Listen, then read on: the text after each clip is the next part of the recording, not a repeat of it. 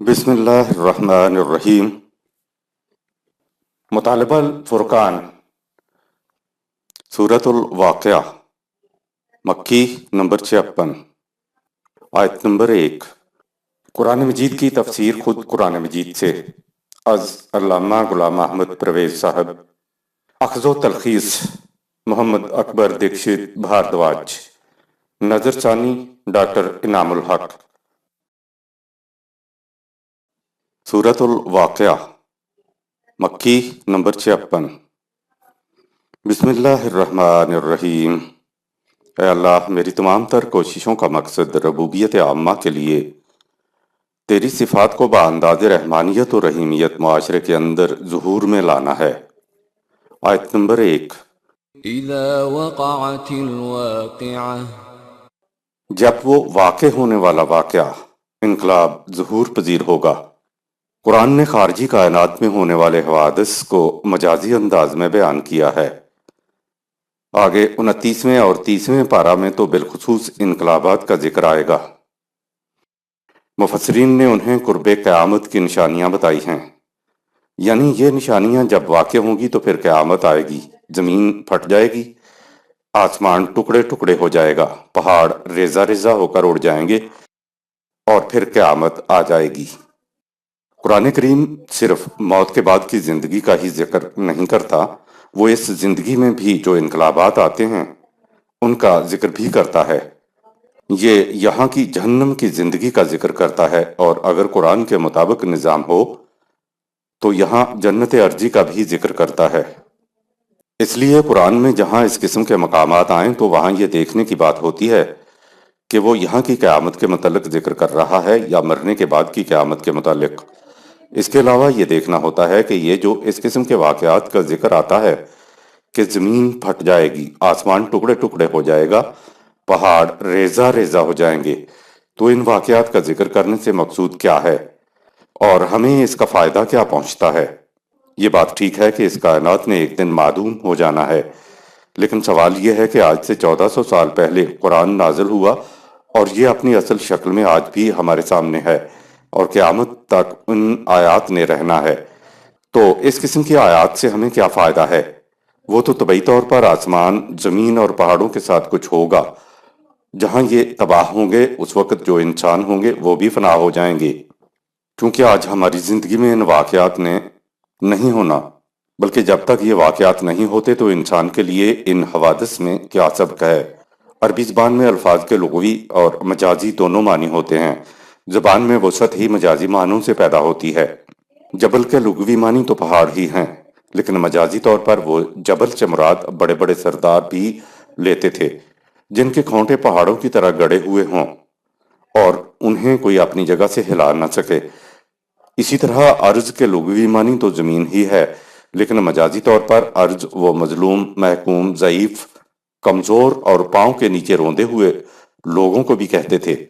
ویسے بھی پستی کو عرب ارض ہی کہتے ہیں، ان کے ہاں سما بلندی کو کہتے ہیں، یعنی سر سے اونچی ہر شے۔ اب اگر ان کے لغوی معنی لیے جائیں تو اس قسم کی آیات کا ہم سے تعلق جڑ جاتا ہے، اور یہ آیات آج اور ہر دور کے انسانوں کے لیے سبق آموز بن جاتی ہیں اور بات بھی سمجھ میں آ جاتی ہے۔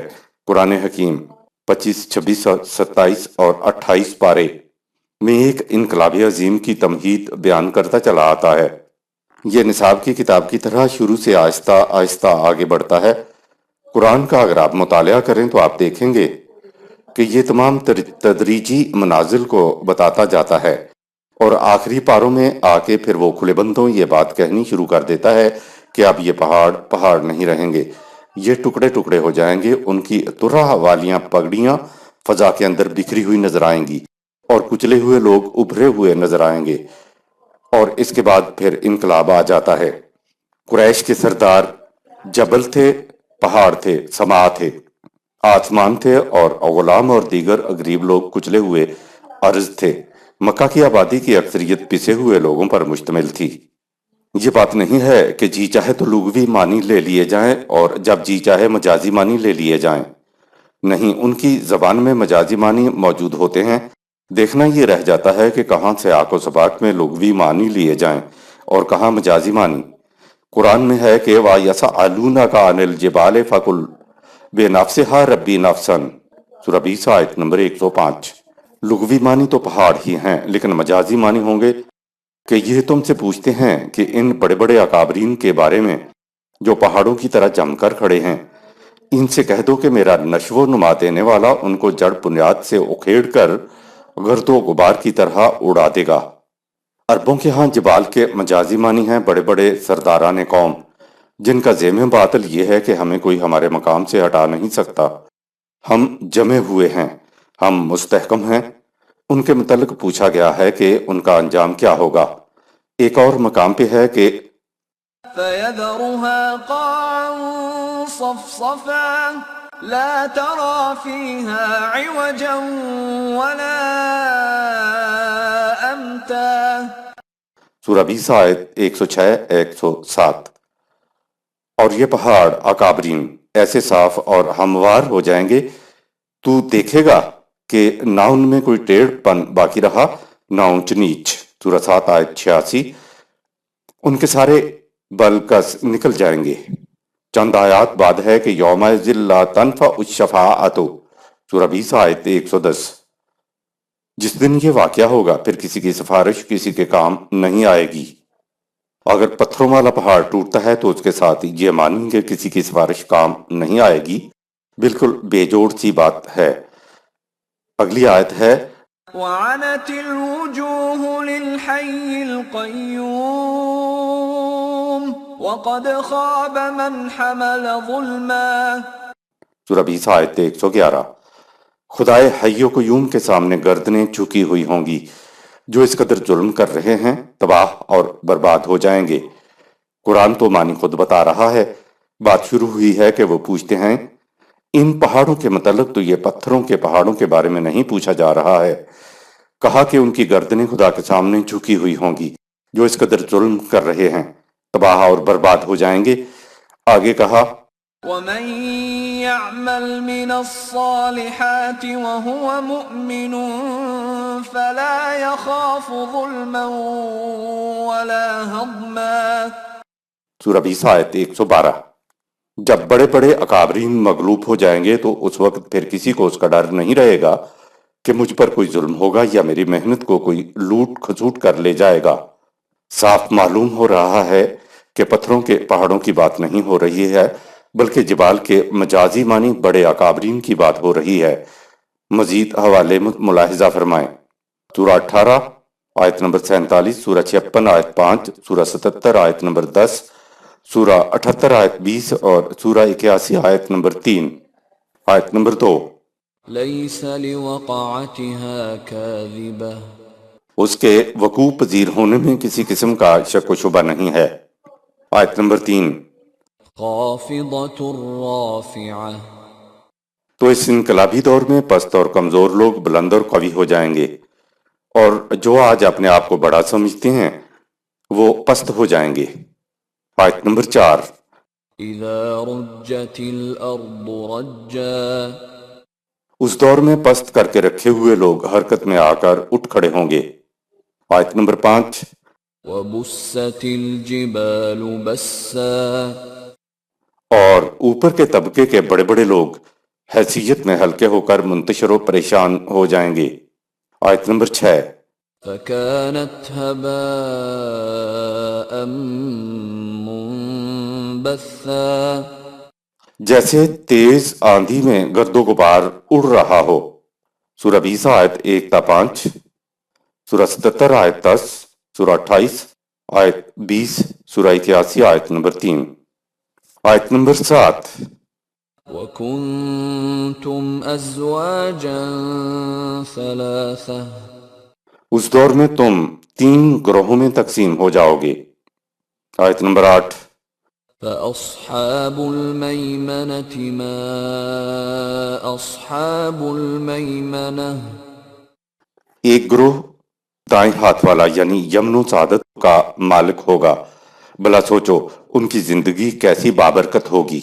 سورہ 56 آیت نمبر 27۔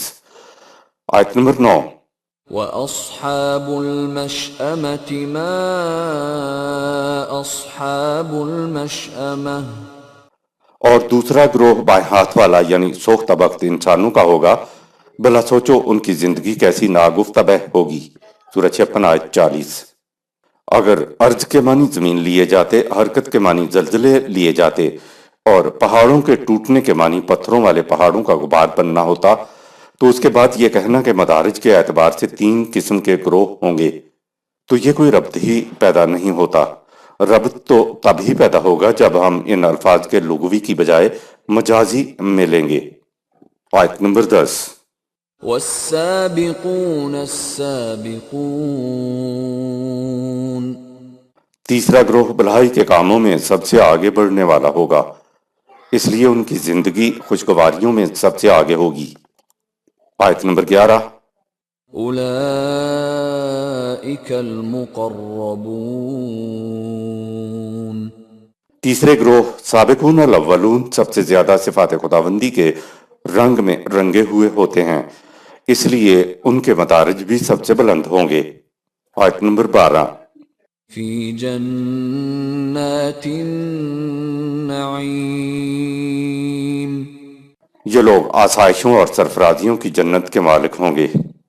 سورہ 1 آیت نمبر 6، سورہ 57 آیت نمبر 10، سورہ 55 آیت نمبر 63۔ اوپر آیات میں سب سے اعلیٰ درجے پر فائز گروہ والسابقون السابقون کا ذکر ہے۔ السابقون لوگ نظام کو قائم کرنے کے لیے آگے آگے ہوتے ہیں۔ ان کا نظام کے اندیکھے نتائج پر ایمان بالغیب ہوتا ہے کہ نظام جن نتائج کا دعویٰ کر رہا ہے وہ ضرور نکل کر رہیں گے۔ نظام کی خوشگواریاں ابھی برآمد نہیں ہوئی ہوتی تو ان کے حصے میں صرف مصیبتیں ہی آتی ہیں۔ نظام کو جان و مال سے کامیاب بنانے کے اجر میں یہ لوگ آسائشوں اور سرفرازیوں کی جنت کے مالک ہوں گے۔ آیت نمبر 13۔ ثلۃ من الاولین، سابقون الاولون گروہ میں ایک بڑی تعداد پہلے ہو گزرے سابقون کی بھی ہوگی جنہوں نے نظام خداوندی کو قائم کرنے میں پہل کی تھی۔ آیت نمبر 14۔ وقلیل من الاخرین، بعد میں نظام خداوندی میں شامل ہونے والوں میں السابقون والے جذبے کے لوگ تھوڑے ہوں گے۔ تعین مدارج کے لیے یہی اصول ہے کہ جو لوگ سختیوں اور مصیبتوں کے دور میں اپنے ایمان بالغیب کی روح سے نظام خداوندی کی تشکیل اور استحکام کے لیے سرگرم عمل رہیں گے، ان کا رتبہ بھی بلند ہوگا، کیونکہ یہ لوگ اس نظام کے اندیکھے نتائج پر ایمان لا کر اس کی خاطر ہر قسم کی صعوبتیں برداشت کرتے ہیں۔ آیت نمبر 15۔ علی سرر موضونہ، یہ مرصع اور جڑاؤ تختوں پر متمکن ہوں گے۔ آیت نمبر 16۔ متکئین علیہا متقابلین، یہ تکیوں پر ٹیک لگائے آمنے سامنے بیٹھے ہوں گے، یعنی ان میں کوئی اونچ نیچ نہ ہوگی۔ آیت نمبر 17۔ یطوف علیہم ولدان مخلدون، ان کے بچے بھی زیورات سے مزین ان کے ارد گرد پھرتے ہوں گے، اس دنیا میں سب اور آخرت میں ایمان و عمل صالح والے۔ سورہ 13 آیت نمبر 23، سورہ 52 آیت نمبر 21، سورہ 76 آیت نمبر 19۔ مخلدون کہہ کر بتایا کہ ان کی جوانیاں یوں ہی نہیں ڈھل جائیں گی، ان کی جوانی بڑی دیر پا رہنے والی ہوگی۔ آیت نمبر 18۔ بأکواب وأباریق وکأس من معین، وہ بچے اندر ضرورت آبخورے اور سراہیاں اور پیالے پیش کریں گے جو نہایت عمدہ مشروبات سے بھرے ہوں گے اور ہر ایک کے لیے یکساں طور پر موجود رہیں گے۔ آیت نمبر 19۔ لا يصدعون عنها ولا ينزفون، ان مشروبات کے پینے سے نہ تو سرگراں ہوگا، نہ ہی کسی قسم کا نشہ اور نہ ہی ان کی لذت و سرور میں کمی ہوگی۔ سورہ 37 آیت نمبر 47۔ آیت نمبر 20۔ وفاکہۃ مما یتخیرون، ملیں گے ان کو پسندیدہ پھل اخروی جنت کے بارے میں قرآن تمثیلی بات کرتا ہے۔ اس دنیا کی جنت میں تو یہ چیزیں اسی طرح سے واقع ہوں گی، لیکن اخروی جنت میں ان چیزوں کو حقیقی معنوں میں نہیں لینا چاہیے، یہاں کی جنتی زندگی ہو یا وہاں کی۔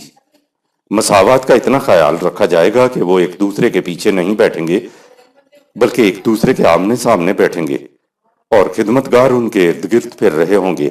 اس دنیا کی جنتی زندگی میں یہی انسان ہوں گے، انہی کی محسوس ضروریات ہوں گی، تو اس دنیا کے لیے قرآن میں ذکر چیزوں کو حقیقی معنوں میں لیا جائے گا، لیکن مرنے کے بعد کی جنت کی زندگی میں حقیقی کی بجائے ان چیزوں کو تمثیلی انداز میں لیا جائے گا۔ آیت نمبر 21۔ وَلَحْمِ طَيْرٍ مِّمَّا يَشْتَهُونَ، اور ان کے لیے پسندیدہ پرندوں کا گوشت۔ آیت نمبر 22۔ وَحُورٌ عِینٌ، جنتی معاشرے میں مردوں کے ساتھ مومن عورتیں بھی ہوں گی جو نہایت پاکیزہ سیرت اور ایسی عقل و فراست کی مالک جو انسان کو فریبکاری کی طرف نہ لے جائے۔ حور عین،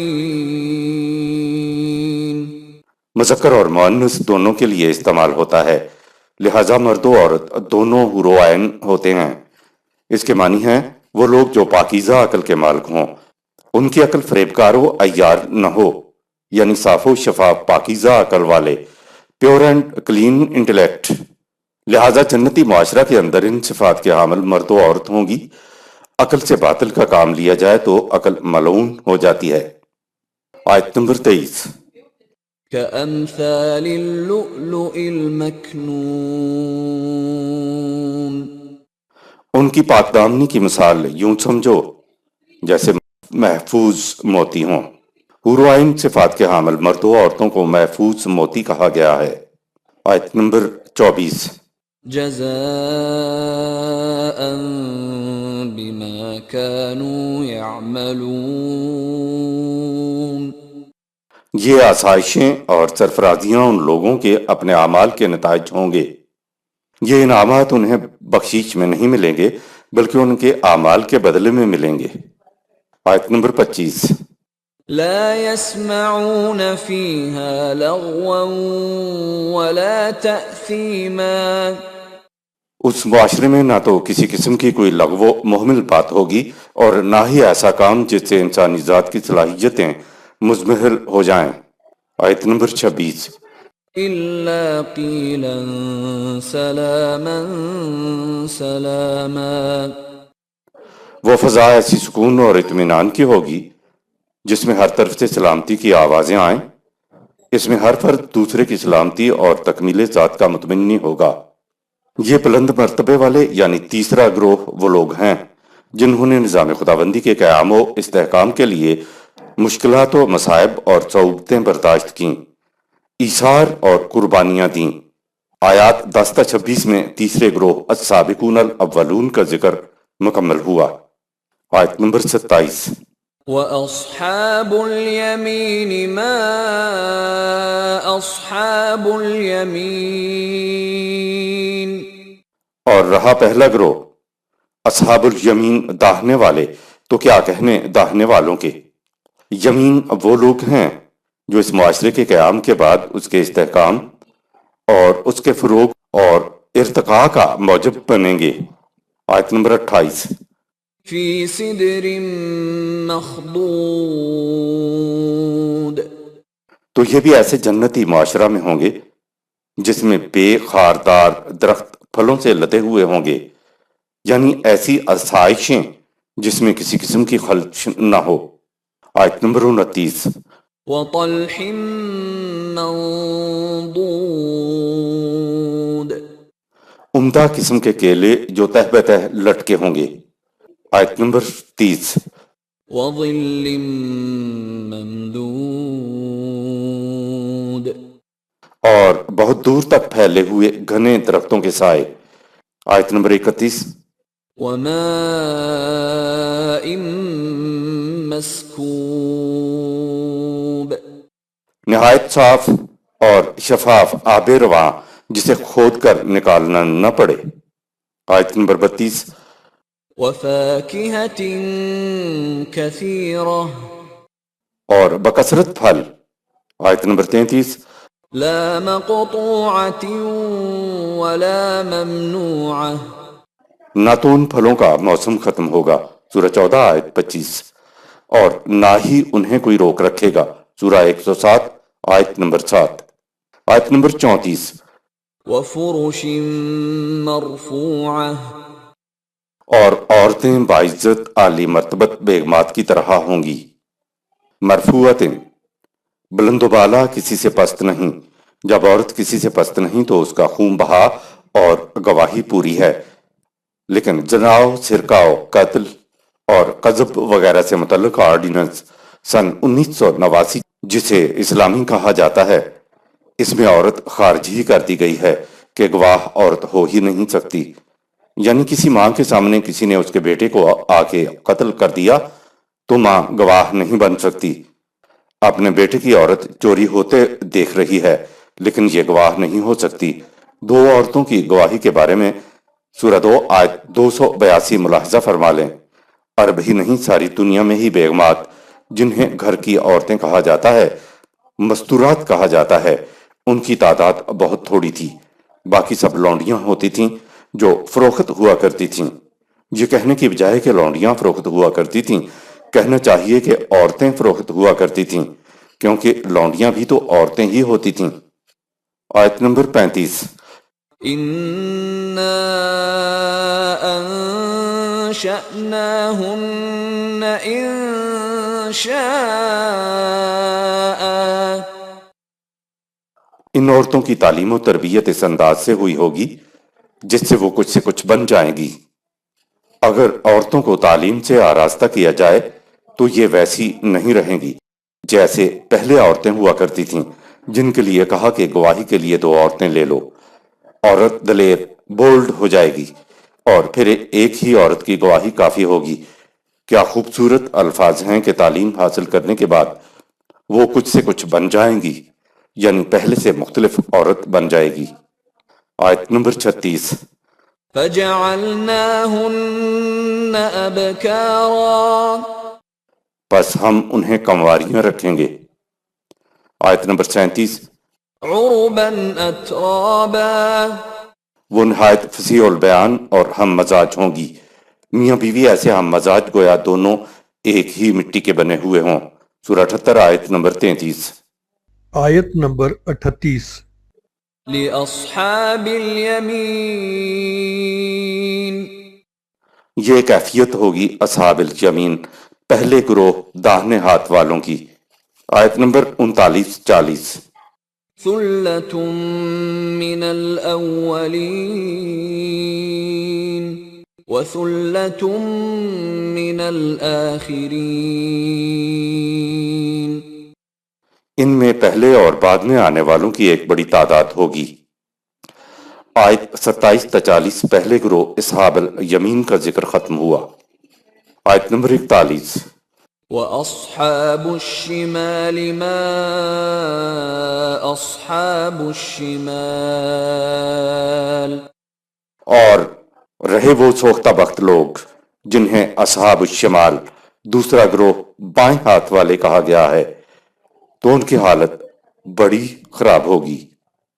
دنیا میں اہل جہنم کے گروہ، سابقہ آیات میں جنت یا جنتی زندگی کی تفصیلات اور اس کی آسائشیں اور آرائشیں اور نعماء کا ذکر چلا آ رہا تھا۔ اس کے برعکس اب جہنمی زندگی کا ذکر آیا ہے۔ بہرحال اخروی جنت کی تفاصیل ہوں یا جہنم کے تذکرے، یہ سارے تمثیلی انداز میں بیان ہوئے ہیں۔ مثلا جب اخروی آگ کہا جائے گا تو وہ سچ مچ کی چولہے والی آگ نہیں ہوگی۔ آگ ایک استعارہ ہے، وہ شے جو جلا کر رکھ دے۔ اسی طرح اخروی جنت کی نعماء کا ذکر بھی تمثیلی ہے۔ زندگی یہاں سے وہاں تک مسلسل چلتی ہے اور ہر شخص اپنی جہنم اور جنت کو اپنے ساتھ لے کر آگے جاتا ہے۔ جہنم کے متعلق آیا ہے کہ نار اللہ حل موقدۃ التی تطلع علی الافئدۃ، سورہ 104 آیت نمبر 6۔ جہنم کی آگ خدا کی جلائی ہوئی جس کے شعلے دلوں کو لپیٹ لیتے ہیں۔ اس دنیا میں ہم میں سے ہر شخص محسوس کر لے گا کہ ہم کس قسم کی دل گرفتگی میں مبتلا ہیں، کن چیزوں سے دل جلتے ہیں۔ اس دنیا میں ذلیل و خوار ہو کر رہ جانا خدا کا عذاب ہے۔ جو ہی کسی انسان کا کوئی انسان مالک ہو تو انسان ذلیل و خوار ہو جاتا ہے، اور یوں وہ جہنم میں ہوتا ہے، کیونکہ ملکیت میں تو حیوان ہوتے ہیں، انسان نہیں۔ اگر کسی کو دنیا میں اپنے جہنم میں ہونے کا احساس ہی نہ ہو تو وہ جہنم سے نہیں نکل سکتا۔ جہنم سے نکلنے کے لیے احساس کا ابھرنا پہلی چیز ہے۔ اگر انسان جہنمی زندگی پر مطمئن ہو کر بیٹھ جائے تو وہ نہ زندوں میں ہوتا ہے اور نہ مردوں میں، یعنی موت آتی ہے پر نہیں آتی۔ اہل جہنم کے گروہوں میں سے ایک کا ذکر تو اس صورت میں آیا ہے اور دو کا ذکر سورہ توبہ میں ہے کہ یا ایھا الذین آمنوا ان کثیرا من الاحبار والرہبان لیاکلون اموال الناس بالباطل ویصدون عن سبیل اللہ، سورہ 9 آیت نمبر 34۔ اے ایمان والو، ان علماء و مشائخ کی اکثریت کی یہ حالت ہے کہ یہ لوگوں کا مال باطل طریقوں سے مفت میں ہڑپ کر جاتے ہیں۔ ان کی کوشش ہوتی ہے کہ لوگوں کو اللہ کی راہ، نظام خداوندی کی طرف آنے سے روکیں۔ سورہ توبہ میں ایک اور گروہ کے بارے میں کہا کہ والذین ینکزون الذھب والفضة ولا ينفقونها فی سبیل اللہ، سورہ 9 آیت نمبر 34۔ اور جو لوگ سرمایہ دارانہ رجحان میں سونے چاندی دولت کے ڈھیر جمع کر رہے ہیں اور دولت کو نوع انسانی کی ربوبیت کے لیے کھلا نہیں رکھتے، ان کے متعلق کہا کہ فبشرہم بعذاب علیم، سورہ 9 آیت نمبر 34۔ ان کو علم انگیز عذاب کی خبر سنا دو۔ یہ گروہ مذہبی پیشوائیت کے علماء اور مشائخ ہیں۔ سورۃ الاعراف میں ہے کہ وَلَقَدْ ذَرَأْنَا لِجَهَنَّمَ كَثِيرًا مِنَ الْجِنِّ وَالْإِنسِ لَهُمْ قُلُوبٌ لَا يَفْقَهُونَ بِهَا وَلَهُمْ أَعْيُنٌ لَا يُبْصِرُونَ بِهَا وَلَهُمْ آذَانٌ لَا يَسْمَعُونَ بِهَا أُولَئِكَ كَالْأَنْعَامِ بَلْ هُمْ أَضَلُّ أُولَئِكَ هُمُ الْغَافِلُونَ، سورہ 7 آیت نمبر 189۔ اور لوگوں کی اکثریت کا یہ عالم ہے کہ چاہے وہ متمدن شہری زندگی بسر کرنے والے انسان ہوں یا غیر متمدن دیہاتوں اور جنگلوں میں رہنے والے جن ہوں، ان کی روش زندگی پکار پکار کر کہہ رہی ہوتی ہے کہ وہ اہل جہنم میں سے ہیں۔ ان لوگوں کی نشانیاں یہ ہوتی ہیں کہ دل رکھنے کے باوجود اس سے سمجھنے سوچنے کا کام نہیں لیتے۔ ان کی آنکھیں ہوتی ہیں مگر ان سے دیکھنے کا کام نہیں لیتے۔ وہ کان بھی رکھتے ہیں لیکن ان سے سنتے نہیں۔ یہ لوگ حیوانوں کی مانند ہیں بلکہ ان سے بھی زیادہ راہ گم کردہ۔ یہی لوگ ہیں جو اپنی اخروی زندگی سے بے خبر ہیں۔ یہ لوگ مقلد ہوتے ہیں، تقلید پسند ہوتے ہیں۔ اب یہاں زیر غور آیت میں جہنم کی بات آ گئی کہ وَأَصْحَابُ الشِّمَالِ مَا أَصْحَابُ الشِّمَالِ، یہ ہیں سوختہ بخت لوگ جنہیں اصحاب الشمال بائیں ہاتھ والے کہا گیا ہے، تو ان کی حالت بڑی خراب ہوگی۔ سورہ 56 آیت نمبر 9۔ آیت نمبر 42۔ فی سموم وحمیم، ان کے لیے جلچھا دینے والی لو اور کھولتا ہوا پانی ہوگا۔ جہنم کی دلوں کو لپیٹ لینے والی آگ کو تمثیلی انداز میں صحرا کی لو کہا ہے۔ آیت نمبر 43۔ وظل من یحموم، اور ان کے لیے سیاہ دھوئیں کے سائے ہوں گے۔ سیاہ دھوئیں کا سایہ تو ملے گا لیکن سانس لینا دوپہر ہو جائے گا۔ آیت نمبر 44۔ لا بارد ولا کریم، جس میں نہ ان کے لیے ٹھنڈک ہوگی اور نہ عزت۔ آیت نمبر 45۔ انہم كانوا قبل ذلك مترفین، ان کا یہ حال اس لیے ہوگا کہ یہ دوسروں کی کمائی پر عیش اور تن آسانی کی زندگی بسر کرتے تھے۔ آیت نمبر 46۔ وَكَانُوا يُصِرُّونَ عَلَى الْحِنثِ الْعَظِيمِ، اور سمجھانے کے باوجود یہ بڑی مجرمانہ روش پر اصرار کے ساتھ جمے رہے۔ آیت نمبر 47۔ وَكَانُوا يَقُولُونَ أَإِذَا مِتْنَا وَكُنَّا تُرَابًا وَعِظَامًا أَإِنَّا لَمَبْعُوثُونَ یہ کہا کرتے تھے کہ جب ہم مر جائیں گے اور مٹی کے ساتھ مٹی ہو جائیں گے اور صرف ہماری ہڈیوں کا ڈھانچہ باقی رہ جائے گا تو کیا اس کے بعد ہم دوبارہ اٹھائے جائیں گے؟ آیت نمبر 48۔ أَوَآبَاؤُنَا الْأَوَّلُونَ اور کیا ہمارے اگلے آباء و اجداد کو بھی جو مدت ہوئی مر مٹ گئے؟ آیت نمبر 49۔ قُلْ إِنَّ الْأَوَّلِينَ وَالْآخِرِينَ کہہ دو کہ ہاں، پہلے اور پچھلے سب دوبارہ زندہ ہوں گے۔ آیت نمبر 50۔ لَمَجْمُوعُونَ إِلَى مِيقَاتِ يَوْمٍ مَّعْلُومٍ تاکہ ان سب کو ایک مقررہ دن اور معینہ وقت پر جمع کیا جائے۔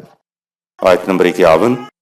ثُمَّ إِنَّكُمْ أَيُّهَا الضَّالُّونَ الْمُكَذِّبُونَ پھر اے غلط راستے پر چلنے والوں اور صحیح روش سے انکار کرنے والوں۔ آیت نمبر 52۔ لَآكِلُونَ مِن شَجَرٍ مِّن زَقُّومٍ شجر زقوم تمہارا رزق ہوگا، سورہ 37 آیت 62، سورہ 44 آیت 44۔ ویسے تو شجر زقوم تھور کو کہتے ہیں، لیکن عرب اس سے مراد لیا کرتے تھے کہ ایسا کھانا جو نہ اگلا جائے نہ نگلا جائے۔ آیت نمبر 53۔ فَمَالِئُونَ مِنْهَا الْبُطُونَ اسی سے تم اپنے پیٹ بھرو گے۔ آیت نمبر 54۔ فَشَارِبُونَ عَلَيْهِ مِنَ الْحَمِيمِ اوپر سے کھولتا ہوا پانی پیو گے۔ آیت نمبر 55۔ فَشَارِبُونَ شُرْبَ الْهِيمِ فشاربون شرب الحیم، پیاس کی شدت میں مبتلا اونٹ کی مانند پیو گے جو پانی پیے جاتا ہے لیکن اس کی پیاس نہیں بجھتی۔ آیت نمبر 56۔ هَذَا نُزُلُهُمْ يَوْمَ الدِّينِ ظہور نتائج کے دور میں کہا جائے گا کہ یہ ہے تمہاری خاطر مدارت۔ آیت نمبر 57۔ نَحْنُ خَلَقْنَاكُمْ فَلَوْلَا تُصَدِّقُونَ اے رسول ان سے کہو، خدا کہہ رہا ہے کہ ہم نے تمہیں پیدا کیا تو دوبارہ اٹھائے جانے کی تصدیق کیوں نہیں کرتے؟ آیت نمبر 58۔ أَفَرَأَيْتُم مَّا تُمْنُونَ کیا تم نے اس پر غور کیا ہے کہ مرد اور عورت کے جنسی اختلاط کے دوران جو تم ٹپکا دیتے ہو؟ آگے فَلَوْلَا تُصَدِّقُونَ سورہ 56 آیت نمبر 57 کی تشریح ہو رہی ہے۔ جس خدا نے زندگی کی ابتدا کی تو کیا اس کے لیے زندگی کو دوبارہ شروع کرنا مشکل ہوگا؟ اے انسان، تو یہ بات تو تسلیم کرے گا کہ تو اس دنیا میں موجود ہے، بھلا بتاؤ کہ تم کس طرح سے موجود ہوئے؟ زندگی کی ابتدا کے لیے ذرا بچے کی پیدائش کو لے لیجئے کہ مرد اور عورت کے جنسی اختلاط میں مرد زندگی سے بھرپور کروڑوں جرثوموں پر مبنی نطفہ کی بوند ٹپکاتا ہے جو خوردبین کے سوا دیکھے نہیں جا سکتے۔ کہا کہ کیا تم سمجھا سکتے ہو کہ یہ زندگی پر مبنی سیل کس طرح رحم مادر میں قرار پکڑتا ہے اور نشو و نما پاتا ہے؟ رحم مادر میں ایک بند غبارہ سا ہوتا ہے جس میں بچہ پرورش پاتا ہے، اور اس بند غبارہ میں باہر کی دنیا کی کوئی چیز نہیں ہوتی۔ بچہ سانس لیتا ہے، بڑھتا پھلتا پھولتا ہے۔ اگر تمہارا فہم اور علم بلند نہ ہوا ہو اور بچے تمہارے سامنے پیدا بھی نہ ہوں اور بچے کی پیدائش کے بارے میں پوچھا جائے تو کیا تم سمجھا سکتے ہو کہ یہ سب کچھ کیسے ہوتا ہے؟ کوئی انسان بھی رحم مادر میں سانس پیدا نہیں کر سکتا۔ जरसोमा में तो फिर भी जिंदगी होती है, लेकिन बड़े बड़े साइंसदान भी हैरत में रह जाते हैं कि सबसे पहले जिंदगी कहाँ से आ गई। साइंस जिंदगी पैदा नहीं कर सकती। दुनिया का आखिरी इंसान भी बता नहीं सकेगा कि जिंदगी कैसे पैदा हो गई, कहाँ से आ गई। इंसान उस जमाने में इंसान की पैदाइश को नहीं जान सकता था, तो कहा कि अब तुम नहीं जानते कि बच्चे किस तरह पैदा होते हैं, तो मरने के बाद जिंदगी किस तरह शुरू होगी, ये तुम कैसे समझ सकते हो। अरब के बद्दू और आज के साइंसदान से भी पूछा जा सकता है कि बताओ जिंदगी तुम्हारी पैदा करता है या खुदा की पैदा करता है। ये तुम मानते हो कि जिंदगी खुदा की पैदा करता है और उस पे तुम्हें हैरत नहीं होती है, ना उससे तुम इनकार करते हो कि जिंदगी कैसे वजूद में आ गई। जिस खुदा ने जिंदगी की इब्तिदा की थी, भला उसके मरने के बाद जिंदगी पैदा करना क्या मुश्किल है। आयत नंबर 59। أأنتم تخلقونه أم نحن الخالقون क्या बच्चे की तख्लीक तुम्हारे कानून की रूह से होती है या हमारे कानून के मुताबिक। आयत नंबर 60। نحن قدرنا بينكم الموت وما نحن بمسبوقين हमने अपने कानूनी तख्लीक और जिंदगी के साथ तुम्हारी मौत के अंदाजे मुकर्रर कर रखे हैं और हम आजिज रहने वाले नहीं के। आयत नंबर 61। على أن نبدل أمثالكم وننشئكم فيما لا تعلمون तुम्हारे इन पैकरों को बदलकर तुम्हें एक ऐसी नई शक्ल में पैदा कर दें जिसका तुम्हें आज इल्म नहीं है। मौजूदा जिंदगी में समझ नहीं आती तो हम इसका इनकार नहीं करते। जिंदगी बाद जिंदगी समझ में ना आए तो उसका इनकार क्यों। मरने से इंसान का सिर्फ तबई जिस्म गल सड़ कर खत्म हो जाता है, लेकिन उसके अंदर मौजूद जात को मौत नहीं आती, वो खुदा के यहाँ महफूज रहती है। इंसानी पैकर के खत्म होने या उसके पैकर के बदलने से जिंदगी खत्म तो नहीं हो जाती। जिंदगी को पैदा करने से जिंदगी को नया पैकर अता करना ज्यादा मुश्किल नहीं है। जिंदगी को मौजूदा पैकर भी खुदा के कानून के मुताबिक अता हुआ, इसी तरह मौत के बाद जिंदगी को नया पैकर भी खुदा के कानून के मुताबिक अता होगा। लेकिन आइंदा के पैकर को हम दुनियावी शऊर की सतह पर नहीं समझ सकते। तुम जिंदगी बाद जिंदगी का इनकार इसलिए करते हो कि ये तुम्हारे इल्म की गिरफ्त में नहीं आ रही है, तो जरा गौर करो कि तुम्हारे इल्म की गिरफ्त में तो मौजूदा जिंदगी भी नहीं आ रही कि ये अदम से कैसे वजूद में आ गई। लेकिन तुम मौजूदा जिंदगी का इनकार नहीं करते। अगर तुमसे पूछा जाए कि जिंदगी अदम से कैसे वजूद में आ गई तो तुम जवाब नहीं दे सकते, लेकिन जिंदगियों को महसूस पैकरों में देखकर तो तुम जिंदगी का इनकार नहीं करते। तो जिंदगी बाद जिंदगी जो तुम्हारी गिरफ्त में नहीं आ रही है उसका इनकार क्यों करते हो। आयत नंबर 62। وَلَقَدْ عَلِمْتُمُ النَّشْأَةَ الْأُولَى فَلَوْلَا تَذَكَّرُونَ यकीनन तुम अपनी पहली पैदाइश से तो वाकिफ हो, तो तुम अपनी दूसरी जिंदगी के मतलब यकीन क्यों नहीं करते। आयत नंबर 63। أَفَرَأَيْتُم مَّا تَحْرُثُونَ क्या तुमने गौर नहीं किया उस पर जो तुम कानूनी ज़राअत के मुताबिक बोते हो। आयत नंबर 64। أأنتم تزرعونه أم نحن الزارعون गौर करो कि बीज बोने के बाद क्या तुम्हारा कानून उसको परवान चढ़ाता है या हमारा कानून। सूरह 67 आयत नंबर 30, सूरह 80 आयत नंबर 25-30, आयत नंबर 65। لو نشاء لجعلناه حطاما فظلتم تفكهون हम चाहें तो इस बात की कुदरत रखते हैं खेती को रिजा रिजा कर छोड़ें और तुम सर पकड़ कर बैठ जाओ। आयत नंबर 66। إنا لمغرمون और एक दूसरे से कहने लगो कि हम तो बिल्कुल तबाह हो गए। आयत नंबर 67। بل نحن محرومون बल्कि हम तो यकसर महरूम रह गए। आयत नंबर 68। أفرأيتم الماء الذي تشربون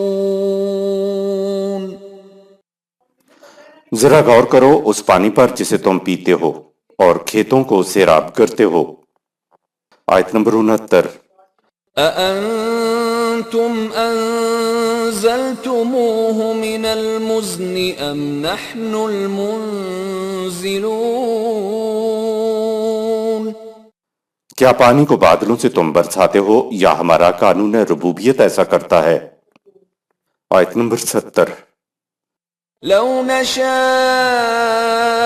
جعلناه أجاجا فلولا تشكرون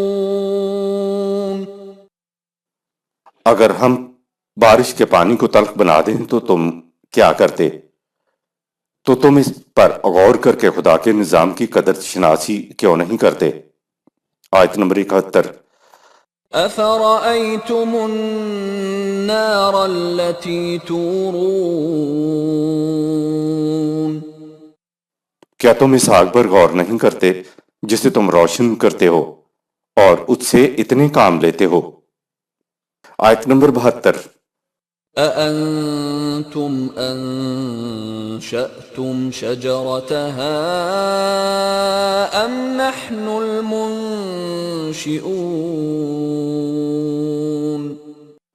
क्या आग से भरे दरख्त तुम पैदा करते हो या हम पैदा करते हैं।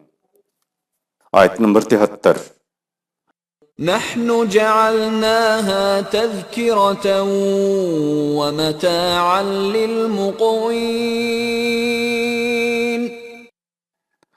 हमने अपने कानून तख्लीक और रुबूबियत के तहत सामान जीस्त के तमाम जराए पैदावार मौजूद कर दिए। उनकी पहले से मौजूदगी तुम्हें इस हकीकत की याद दहानी कराती है कि इन्हें खुदा ने भूखों के लिए सामान्य जिंदगी के तौर पर मौजूद किया है। सूरह 41 आयत नंबर 10। रिज्क पैदा करने की कायनाती मशीनरी जमीन, हवा, रोशनी, हरारत और पानी पर गौर किया जाए तो साफ मालूम हो जाता है कि ये मशीनरी खुदा की पैदा करता।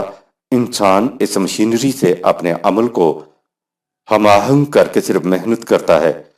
जाहिर है कि इस तरह इंसान सिर्फ बकदरे अपनी मेहनत जमीन से पैदावार ले सकता है। ज़ायदा ज़रूरत जमीन की पैदावार मतालिल मुक़वीन सूरह 56 आयत 73 भूखों का हिस्सा है। रिज़्क की तकसीम का इंतजाम निज़ाम खुदाबंदी करेगा। आयत नंबर 74। فسبح باسم ربك العظيم लिहाजा सही रवश जिंदगी ये है कि तुम खुदा की वसी रबूबियत उज़्मा के क़याम के लिए हमा वक्त सरगर्म अमल रहो ताकि तुम्हारी ज़ात की नशो नुमा हो जाए। आयत नंबर 75। فلا أقسم بمواقع النجوم हम शहादत में पेश करते हैं इन सितारों के तुलू व गुरूब के मकामात को जो फजा की पहनाइयों में अटल कवानीन के तहत मसरूफ़ गर्दिश हैं। सूरह 53 आयात 1 ता 5। सूरह 81 आयात 15 ता 20। कायनाती मशीनरी से इंसान की मेहनत को हम आहंग करने के लिए खुदा ने कुरान में अटल और अगैर मुतबद्दिल कवानीन अता किए ताकि इंसान को उसकी मेहनत का अटल और भरपूर नतीजा मिल जाए। आयत नंबर 76। وَإِنَّهُ لَقَسَمٌ لَوْ تَعْلَمُونَ عَظِيمٌ और अगर तुम इल्म की बारगाह से पूछो तो वो तुम्हें बता देगी कि ये शहादत कितनी अजीम शहादत है। कुरान करीम की तालीम खुदा के गैर मुतबद्दिल कवानीन के गिर्द गर्दिश करती है। قرآن کا بنیادی نقطہ یہ ہے کہ خدا کی طرف سے مقرر کردہ قوانین غیر متبدل ہیں، ابدی ہیں، اور اسی بات کو قرآن کریم عالم محسوسات کے نظام کے مختلف گوشوں کو سامنے لا کر سمجھاتا چلا جاتا ہے۔ سابقہ آیات میں انسانی تخلیق کے متعلق بتایا کہ دیکھو یہ سلسلہ کس قدر اٹل قانون کی زنجیروں میں جکڑا ہوا ہے۔ پھر زراعت کی مثال دی کہ دیکھو کس طرح قانون کی پابندیوں سے ایک چھوٹا سا دانہ پروان چڑھ کر تناور درخت بن جاتا ہے، فصلیں پیدا ہوتی ہیں جس سے سامان رزق مہیا ہوتا ہے۔ انسان کو معلوم ہے کہ یہ سارا سلسلہ غیر متبدل قانون کے تحت جاری و ساری ہے، کیونکہ گندم سے گندم پیدا ہوتی ہے اور جو سے جو۔ اسی طرح ہر حیوان اپنے جیسا ہی بچہ پیدا کرتا ہے۔ قرآن کریم کا یہ بنیادی نقطہ ہے جس کے گرد قرآن کی ساری تعلیم گردش کرتی ہے۔ سابقہ آیات کے تسلسل میں ہی یہ بات کہی گئی کہ فلا اقسم بمواقع النجوم وانہ لقسم لو تعلمون عظیم، سورہ 56 آیات 75-76۔ ہم شہادت میں پیش کرتے ہیں ان ستاروں کو جو فضا کی پہنائیوں میں اس طرح مصروف گردش ہیں، اور اگر تم علم کی بارگاہ سے پوچھو تو وہ تمہیں بتا دیں گی کہ یہ شہادت کتنی عظیم شہادت ہے۔ پہلی چیز تو یہ کہی کہ علم کی بارگاہ سے معلوم کرنے کے لیے علم کی ضرورت ہوگی۔ ظاہر ہے یہ علم الافلاک سے متعلق ہوگا۔ قرآن حکیم ہو یا گردش افلاک، ان میں کسی قسم کی تبدیلی کوئی انسان کر ہی نہیں سکتا۔ انسان خدا کے غیر متبدل قوانین کا علم حاصل کر کے ان کی کار فرمائی کو سمجھ سکتا ہے، لیکن ان میں کسی قسم کی تبدیلی نہیں پیدا کر سکتا۔ یہ عظیم شہادت کس بات کی شہادت ہے؟ دیکھیے اگلی آیت، آیت نمبر 77۔ إنه لقرآن کریم۔ شہادت یہ ہے کہ یہ قرآن نوع انسان کے لیے کس قدر منافعت بخش اور زندگی کی خوشحالیوں اور فراوانیوں کا کیسا محکم کفیل ہے۔ عربوں کے ہاں انتہائی صفات اگر کسی کی کوئی بیان کرنی ہو، یعنی کوئی شخص جامع صفات ہے، بلند ترین صفات کا حامل ہے، تو اسے کریم کہتے ہیں۔ اس سے آگے ان کی زبان میں کوئی لفظ ہی نہیں ہے۔ دیکھیے قرآن بھی کریم، خدا بھی کریم اور رسول بھی کریم ہے، تو خدا یہ شہادت میں پیش کر رہا ہے کہ اس ضابطۂ حیات کو ایک محفوظ کتاب کے اندر رکھ دیا گیا ہے۔ آیت نمبر 78۔ فی کتاب مکنون۔ یہ ضابطہ ایک محفوظ کتاب کے اندر رکھ دیا گیا ہے۔ سورہ 85 آیت 21-22۔ ستاروں کی رہنمائی اٹل اور غیر متبدل ہے، تو قرآن کی رہنمائی بھی اٹل، محفوظ اور غیر متبدل ہے۔ جس طرح ستاروں کی دنیا خدا کی غیر متبدل رہنمائی کے مطابق رواں دواں ہے، اور ان کی دنیا انسانی دسترس سے بھی محفوظ ہے، ان میں کوئی انسان اپنی مرضی سے تبدیلی نہیں کر سکتا، اسی طرح یہ قرآن بھی محفوظ ہے، غیر متبدل بھی ہے، اور اس میں اٹل رہنمائی ہے۔ وَتَمَّتْ کَلِمَاتُ رَبِّکَ صِدْقًا وَعَدْلًا لا مبدل لکلماتہ، سورہ 6 آیت 115۔ جو قوانین خدا نے انسانیت کے لیے تجویز کیے ہیں وہ اس میں مکمل ہو گئے ہیں، ان میں کوئی تبدیلی نہیں کر سکتا۔ قرآن کے بارے میں خدا نے مزید کہا کہ اِنَّا نَحْنُ نَزَّلْنَا الذِّکْرَ وَإِنَّا لَهُ لَحَافِظُونَ، ہم نے اسے نازل کیا ہے اور ہم یہ اس کی حفاظت کرنے والے ہیں۔ جس خدا نے ستاروں کو اٹل رہنمائی عطا کی، اسی نے انسانیت کے لیے قرآن میں رہنمائی دی ہے۔ نہ ستاروں کے قانون میں اضافہ ہو رہا ہے اور نہ ہی قرآن کے قوانین میں اضافہ ہو رہا ہے۔ ستارے اس بات کی شہادت دے رہے ہیں کہ خدا کی طرف سے ستاروں کی طرح قرآن میں بھی رہنمائی محفوظ ہے، اٹل ہے اور غیر متبدل ہے۔ دوسری جگہ کہا بل ہوا قرآن مجید فی لوح محفوظ، سورہ 85 آیات 21-22۔ بلکہ قرآن کے قوانین تو بڑے شرف و مجد کے حامل ہیں۔ خدا کے قوانین ہر قسم کے خارجی اثرات سے محفوظ رہنے والی تختی پر کندہ ہیں اور محفوظ ہیں، اس لیے یہ کبھی مٹ نہیں سکتے۔ قرآن کی اصولی تعلیم سابقہ صحیفوں میں بھی تھی۔ سورہ 87 آیت نمبر 18۔ نیز قوانین خداوندی نہیں بدلا کرتے، سورہ 48 آیت نمبر 23۔ آیت نمبر 89۔ لا يمسه إلا المطهرون. لیکن اس سے آگاہ ہونے اور فائدہ اٹھانے کے لیے تطہیر فکر و نظر ضروری ہے، یعنی قلب و دماغ کی پاکیزگی۔ لا یمسہ الا المطہرون کا مفہوم۔ عملی تراجم میں آپ کو اس آیت کا ترجمہ ملے گا کہ قرآن کو کوئی چھو نہیں سکتا تا وقت کہ وہ پاک نہ ہو، اور پاک ہونے کے لیے ضروری ہے غسل کیا جائے یا کم از کم وضو کرے، تو پھر قرآن کو چھوئے یعنی ہاتھ لگائے۔ مس کے معنی کیے جاتے ہیں چھونا، اور مطہر کے معنی کیے جاتے ہیں پاک صاف ہونا۔ ہاتھ دھو کر یا وضو کرنا، یہ بات تو ٹھیک ہے کہ جو چیز بھی آپ کے نزدیک باعظمت ہے اس کی عظمت کا اظہار آپ سے کسی نہ کسی محسوس شکل میں ہوتا ہے۔ آپ جب کسی کو سلام کرتے ہیں تو ساتھ ہی آپ کا ہاتھ سر کی طرف اٹھ جاتا ہے، تحریم و تکریم میں تھوڑا سا آپ کا سر جھک جاتا ہے۔ جب آپ ہاں کہتے ہیں تو ساتھ ہی آپ کا سر بھی ہاں میں ہلتا ہے، اور جب آپ نہ کہتے ہیں تو غیر شعوری طور پر آپ کا سر بھی نہ میں ہلتا ہے۔ ہم سمجھتے ہیں کہ قرآن کی عظمت کی یہ کیفیت ہے کہ گندے اور غلیظ ہاتھوں سے اور ناپاک حالت میں اس کو نہ پکڑا جائے۔ یہ پہلی چیز ہے، لیکن اتنی سی بات کرنے سے قرآن کریم کے حکم کی تعمیل نہیں ہو گئی ہے۔ اگر خدا یہ نہ بھی کہتا تو عقل انسانی کا تقاضا یہ تھا کہ اتنی باعظمت کتاب کو پاک و صاف ہو کے کھولا جائے، لیکن قرآن تو بات ہی کچھ اور کہہ گیا ہے، وہ حکم کچھ اور دے رہا ہے۔ عربی زبان میں لمس بھی ہے اور مس بھی ہے۔ لمس تو صرف چھونے کو کہتے ہیں، مس کو ہم اردو میں بھی استعمال کرتے ہیں، مثلا اسے تو ذوق لطیفہ سے مس تک بھی نہیں ہے۔ یہاں مس کا چھونا، ٹچ کرنا مفہوم نہیں ہے، بلکہ معنی ہوتے ہیں کہ اس نے ذرا بھی نہیں سمجھا، اسے اس کا ادراک ہی نہیں ہے، فہم ہی نہیں ہے۔ عربی زبان میں لمس اور مس میں فرق ہوتا ہے۔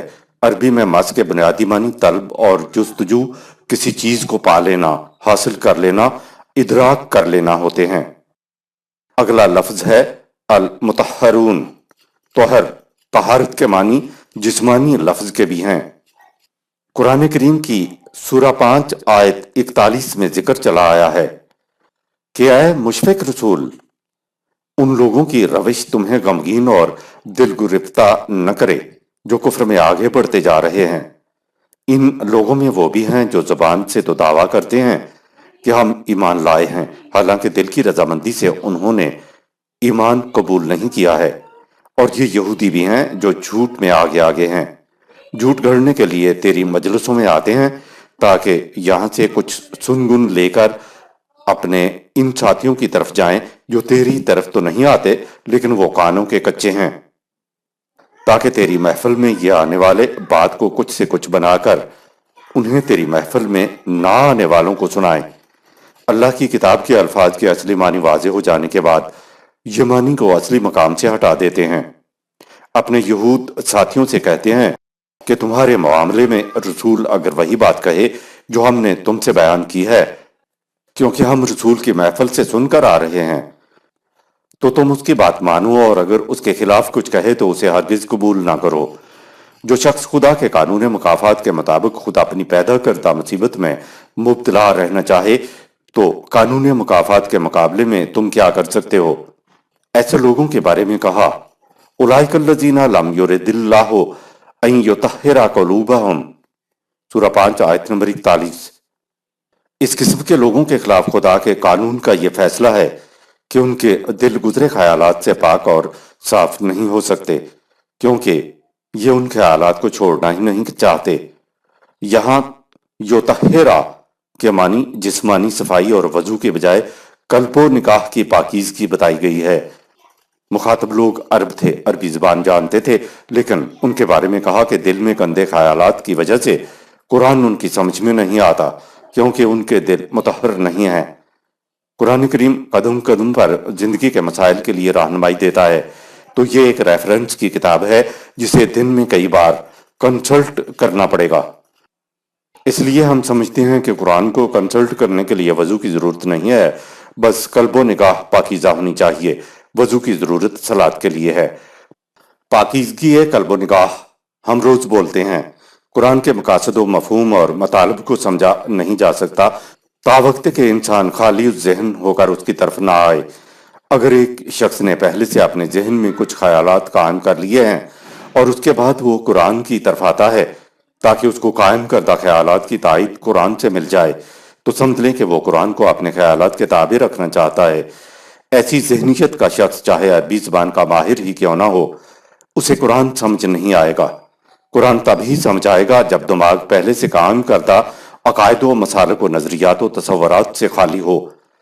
اسے کہیں گے دماغ کی تطہیر، اسے کہیں گے طہارت قلبی، جس کا اس آیت میں قرآن مطالبہ کرتا ہے۔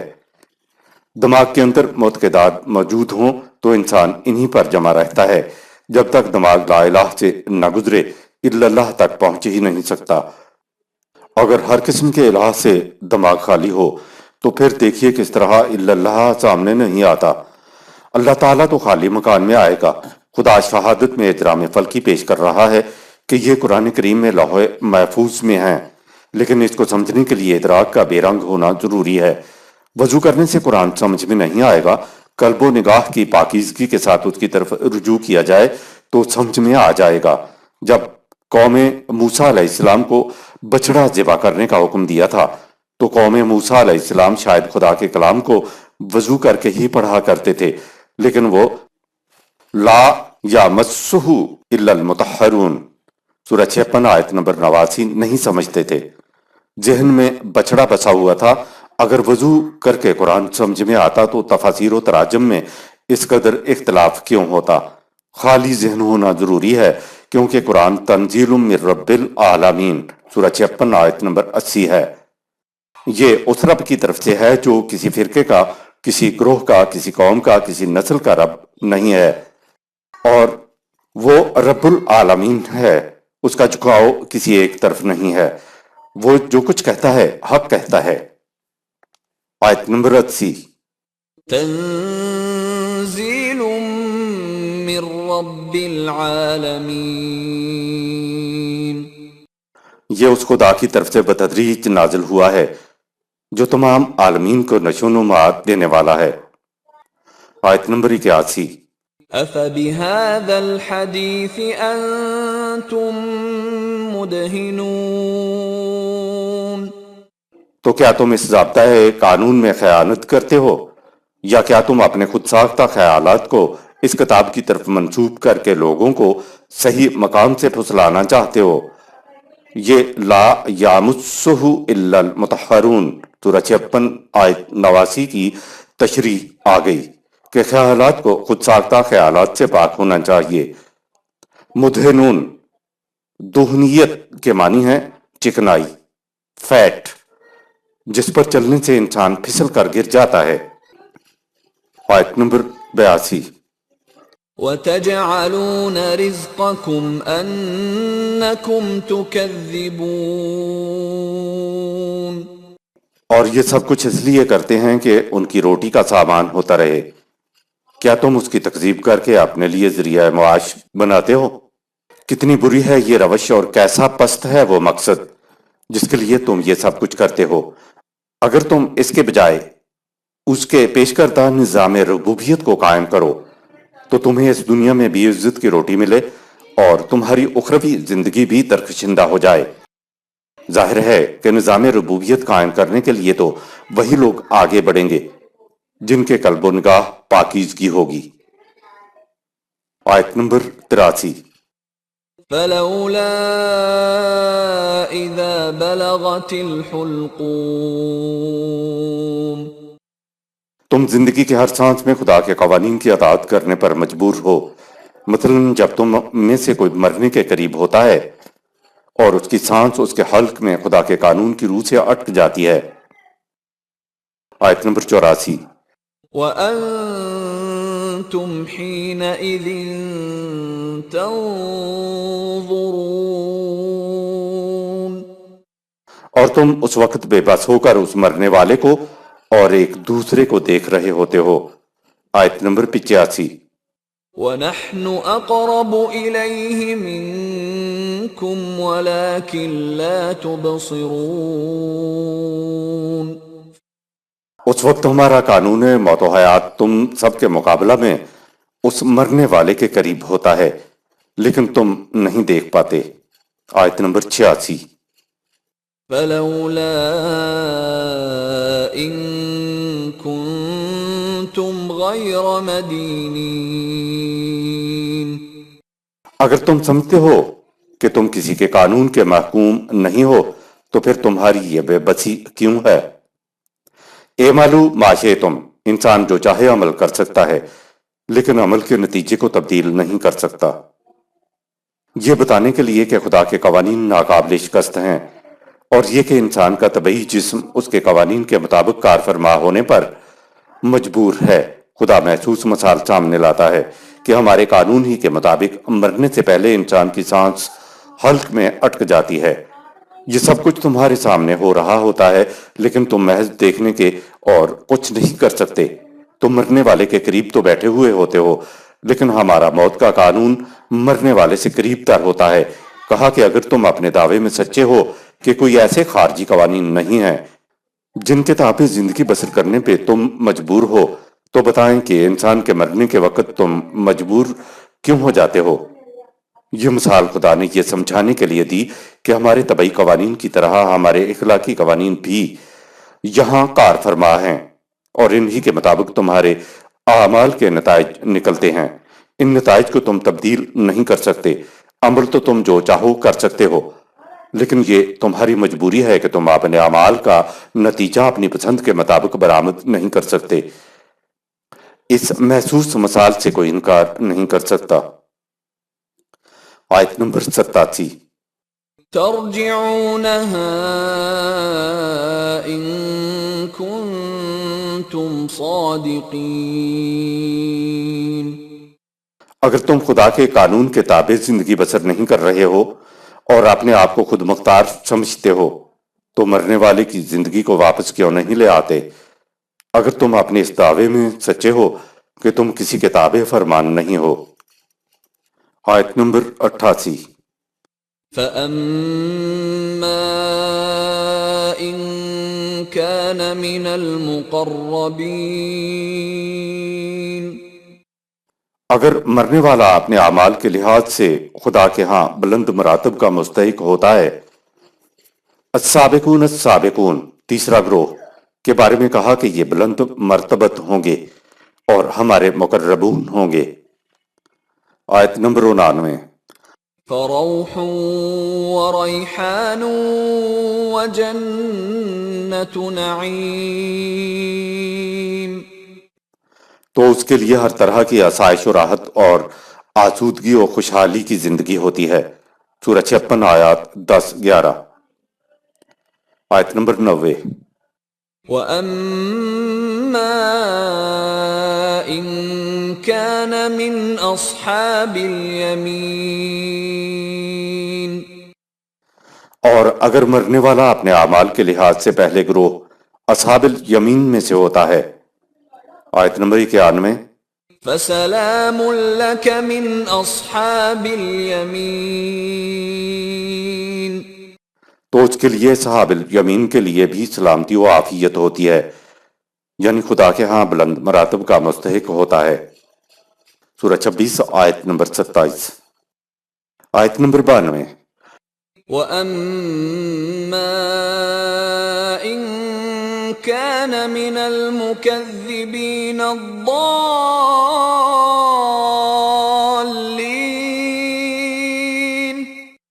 लेकिन अगर मरने वाला गलत रवश हुआ और सही रास्ते को झुठलाने वालों में से हुआ। आयत नंबर 93। فنزل من حميم तो उसकी तवाज़े खौलते हुए पानी से की जाती है। खौलता पानी हो या बसता पानी हो, दोनों ही खेती के लिए मोहलिक हैं। आयत नंबर 94। وتصلية جحيم और उसके लिए झुलसा देने वाली आग होती है जिससे इंसानी सलाहियतों की नशो नुमा रुक जाती है। आयत नंबर 95। إن هذا لهو حق اليقين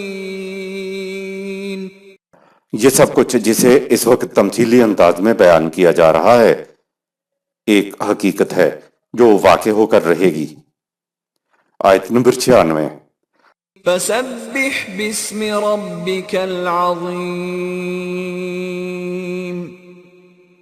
سو تمہارے رب کی طرف سے یہی روش صحیح ہے کہ تم پوری سرگرمی عمل کے ساتھ ربوبیت عامہ کے پروگرام کو اس انداز سے متشکل کرو کہ اس کے نتائج دیکھ کر دنیا کی زبان پر خدا کے عظیم نظام ربوبیت کے حق میں بے ساختہ حمد و ستائش کے الفاظ جاری ہو جائیں۔ قرآن کریم نے بڑا ہی انقلابی پروگرام دیا ہے جس کے مطابق زندگی بسر کرنے کا نتیجہ جنت نعیم ہوگا۔ اس کے خلاف نظام قائم کرو گے جہاں طبقاتی تقسیم ہوگی تو اس کا نتیجہ جہنم ہوگی۔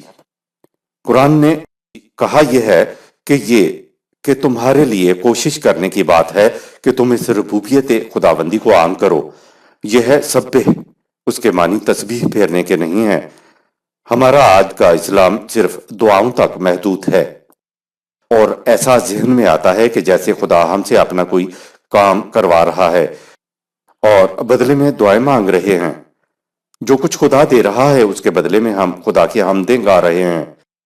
یہ خدا کی حمد نہیں۔ خدا کی حمد تو یہ ہے کہ اپنی پوری تقوتات سے خدا کے نظام ربوبیت کو تشکیل دے کر اس کے ذریعے انسانوں کی ربوبیت کا انتظام کیا جائے تاکہ نظام کے محسوس نتائج کو دیکھ کر دنیا کی زبان پر واہ واہ کے الفاظ آ جائیں کہ واقعی صرف اور صرف اسی کے قوانین ایسے ہیں جن کی روح سے نظام ربوبیت سزاوار حمد و ستائش ہو سکتا ہے۔ صدق اللہ العظیم۔ یہاں سورۃ الواقعہ اختتام پذیر ہوئی۔ شکریہ۔